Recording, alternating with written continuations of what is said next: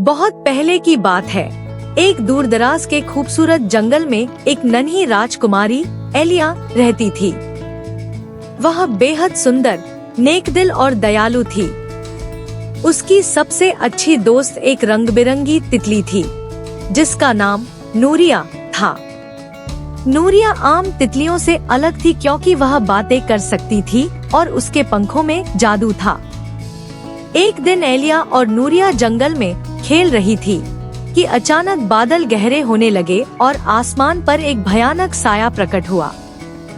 यह साया अंधकार का जादूगर था, जो पूरे जंगल को अंधकार में डुबोना चाहता था। हाँ, अब इस जंगल में कोई रोशनी नहीं रहेगी, जादूगर जोर से हंसा। राजकुमारी एलिया ने हिम्मत से कहा, हम तुम्हें ऐसा नहीं करने देंगे।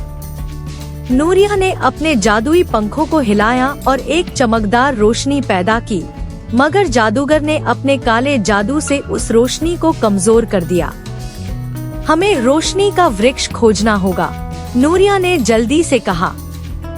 यह वृक्ष जंगल के बीचों बीच था और कहा जाता था कि जो भी इसकी चमकदार पत्तियों को छू ले, उसमें अपार शक्ति आ जाती है। मगर वहां पहुंचना आसान नहीं था।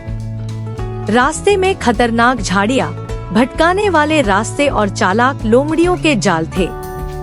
मगर नन्ही राजकुमारी और उसकी दोस्त ने हिम्मत नहीं हारी।